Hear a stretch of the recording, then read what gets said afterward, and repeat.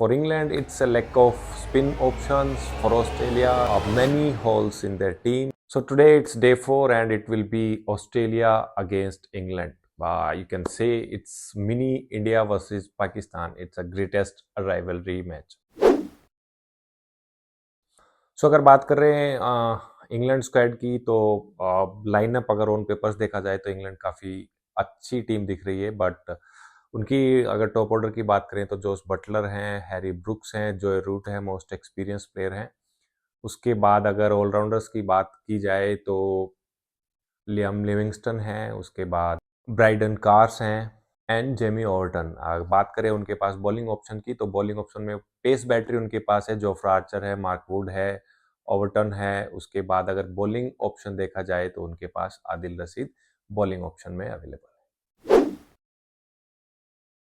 Yes, England is missing spin bowling attack. अगर आप देखेंगे उनके स्क्वाड में एक ही फ्रंट लाइन स्पिनर है, वो है आदिल रशीद। उसके अलावा उन्होंने कोई ट्राई भी नहीं किया है। इंग्लैंड के जो सीरीज थी बायलेटरल इंडिया के अगेंस्ट, उसमें भी उन्होंने उनका एक रेहान अहमद करके स्पिन बॉलर है, उनको भी ट्राई नहीं किया। तो फ्रंट लाइन स्पिनर की अगर बात देखी जाए तो केवल आदिल रशीद हैं, उसके साथ पार्ट टाइम बॉलर्स लिविंगस्टन करने वाले हैं।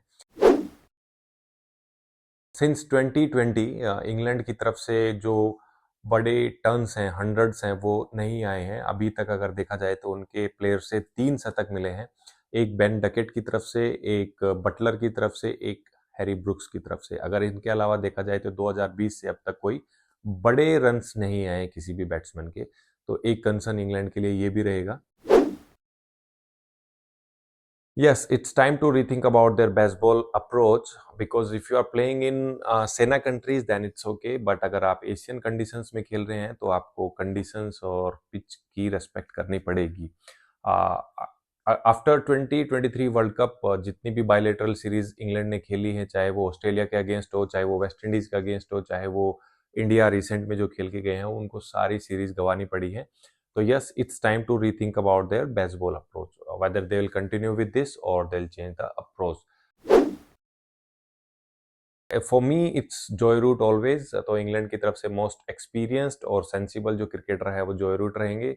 उनके अलावा एक उनका हैरी ब्रुक हैं जो मिडिल ऑर्डर में खेलेंगे। जैसा कि मैंने पहले बताया, पाकिस्तान में खेलना वो काफ़ी पसंद करते हैं, तो एक उनका प्लेयर ये भी रहेगा।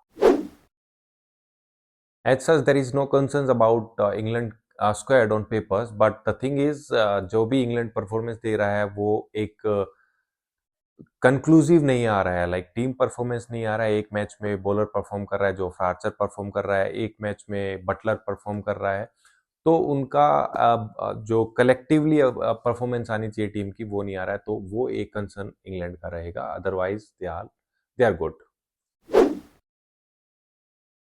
बात करें ऑस्ट्रेलियन स्क्वाड की तो अगर पिछले 8 से 9 साल अगर आप देखें तो उनके जो कंसिस्टेंट ट्रायो है, कमिंस, हेजलवुड एंड स्टार्क, वो उन्होंने कोई भी टूर्नामेंट मिस नहीं किया है। But this time in Champions Trophy 2025 they are not there for Australia. So these are the biggest, or we can say that giant holes for Australia. Stoinis is all together is a different story. पता नहीं, अब वो उनके squad में भी थे, उनका नाम अनाउंस भी किया गया था, बावजूद इसके उन्होंने रिटायरमेंट ले लिया है। और रीजन इसके पीछे क्या है we don't know, but Stoinis भी ऑस्ट्रेलिया के लिए एक बहुत बड़ा मिस है। वो एक प्रॉपर ऑलराउंडर है, जो हार्ड हिटिंग बैट्समैन है। वो आपका स्ट्राइक रोटेट कर सकते हैं, आपको बीच में आके 6 से 7 ओवर दे सकते हैं, नई बॉल से इवन वो स्विंग करवा सकते हैं। But he is also not with Australia this time in Champions trophy.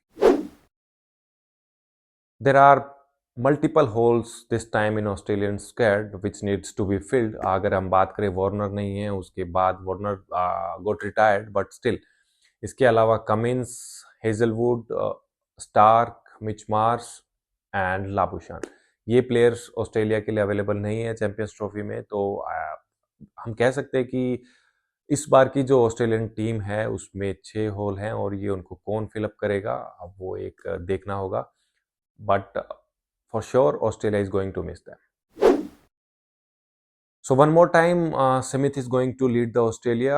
So as we know, Cummins वहाँ पे नहीं है, तो इस बार कप्तान जो हैं वो स्मिथ रहेंगे। और लेकिन उनके लिए कंसर्न ये रहेगा, अगर batting order, opening slot, top order देखा जाए, मिडल ऑर्डर देखा जाए, तो कोई कंसर्न नहीं है वहाँ पे। नंबर 3 वहाँ पे स्मिथ आकर खेलेंगे। उसके अलावा जो ओपनर्स है वहाँ पे उनके लिए मैकर अवेलेबल हैं। मिडल ऑर्डर में लाबुशान खेल सकते हैं। और एक उनका जो मोस्ट एक्सपीरियंस्ड प्लेयर है मैक्सवेल, अब की बार उनके शोल्डर्स पे बहुत रिस्पॉन्सिबिलिटी रहने वाली है, बिकॉज जो एक्सपीरियंस्ड प्लेयर है वो वहाँ पे नहीं है। एक जो मेजर कंसर्न रहेगा वो स्मिथ के लिए रहेगा कि बॉलिंग ऑप्शंस में उनके पास ना स्टार्क है, ना हेजलवुड है, ना कमिंस है। तो ये ऑस्ट्रेलिया का हमेशा से एक स्ट्रॉन्ग पॉइंट हुआ है कि उनके पास जो बॉलिंग अटैक है वो हमेशा से रहा है। But this time it's all about one bowler, वो हैं most experience spin bowler Adam Zampa. उसके अलावा जो फास्ट बॉलिंग ऑप्शंस है वो सारे इतने एक्सपीरियंस नहीं है। तो ये एक कंसर्न स्मिथ के लिए रहेगा। So for me England will be the favourites, because उनके पास proper top order, middle order and even experienced attack है बॉलिंग में, जो ऑस्ट्रेलिया इस बार मिस कर रही है। तो मेरे लिए England will be the favourites.